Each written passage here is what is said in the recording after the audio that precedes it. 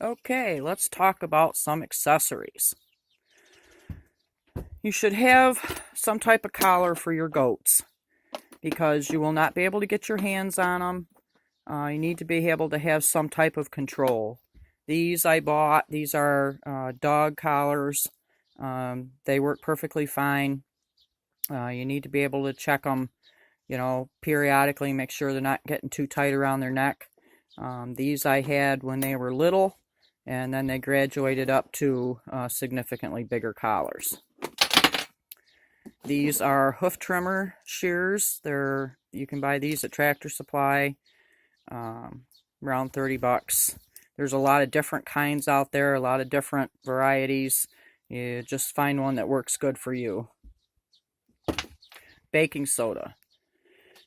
I have containers like these they're the smaller ones that I keep baking soda in along with their feed. They need to be able to help themselves with a sour stomach. Baking soda will do that. I just fill the bins on a regular basis, and they take it as they need it. Helps them burp, helps them fart, helps them with their digestion. But it is important that you have that available to them for free taking. We'll move on to first aid accessories. Now, each to his own. I've been collecting stuff over the years. There's something that you really should have. Goat electrolyte. You should have a package of this around in case you have a goat that's in trouble, that stops eating, that gets dehydrated, anything like that. That's really important to have because they can go downhill really, really fast. So you need to have that on hand. That's not something you want to have to run out and get or get after work. I have cotton balls, Q-tips. I go through a lot of triple antibiotic, gauze. I have a few instruments I've collected over the years for different things like pulling slivers or that type of thing. The gauze, the wrap works a lot better because you're not going to keep tape on a goat. I don't care what you do. There's drawing salve in case they get something in their hoof. You can buy that at most pharmacies anymore. It's called Icamol, usually 1%.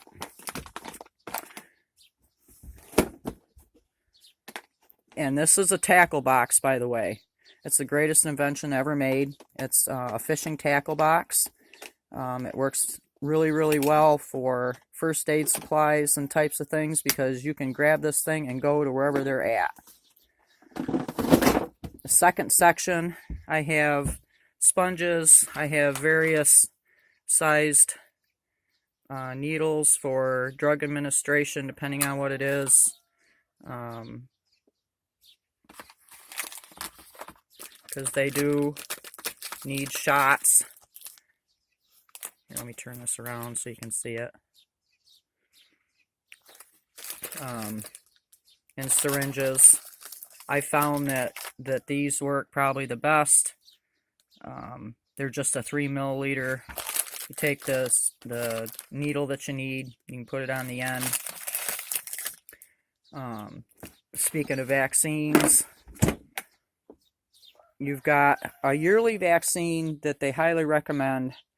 It's called the CDT, and it is a Clostridium perfringens type C and D and tetanus, because goats get into everything. This is usually administered. It started when they're at least younger than 6 months old. They get a loading dose, and then I think it's 3 weeks later they get the booster that goes with it, and then once a year after that. Mine did not get this year because I was detained elsewhere, and quite frankly I totally forgot about it. So I will have to start this series over again. I will do it probably this fall.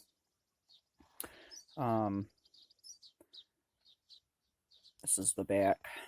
This is expired anyway. But this is the one that you can get it. You can get this at Tractor Supply. It's not cheap, but as you can see, it's 20 mil, which is about 20 doses for a booster shot. You should have a wound coat on hand for any time they're bleeding, whether it's because you cut too low in their hooves or they cut themselves on wire or who knows what they do. But this is very handy. It's also nice if they injure themselves or scrub themselves, you can coat it. It's a nice antiseptic. Peroxide. I have alcohol too, but that's in the house. This is Triodine, Triodine 7. If you have goats that have bag issues with their teats or anything like that, you can use this as a teat dip. If you're milking to clean them before you start milking, or if they have any type of skin issues or anything and you want to clean them real well, this works real good for that.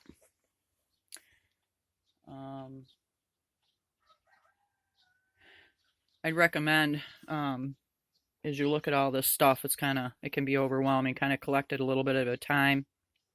Get vested with a vet, a large animal vet wherever you live. Large animal vets are getting kind of hard to come by, and you may have to get talented and give all these shots and stuff yourself. But before you get the goats, call around, make sure you can get a large animal vet, and take them to coffee, get friendly.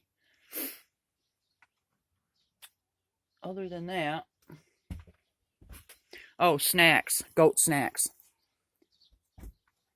They'll eat just about anything, but it's not necessarily good for them.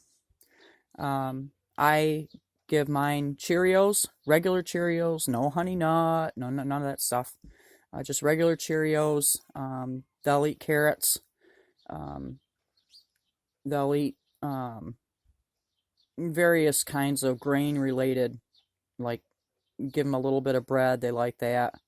You just got to be careful with your treats. Recommendations, go on YouTube. And there's millions of videos about goat treats. There's also millions of videos about your pasture, what plants are poisonous to goats, because there are some that can kill them pretty quick.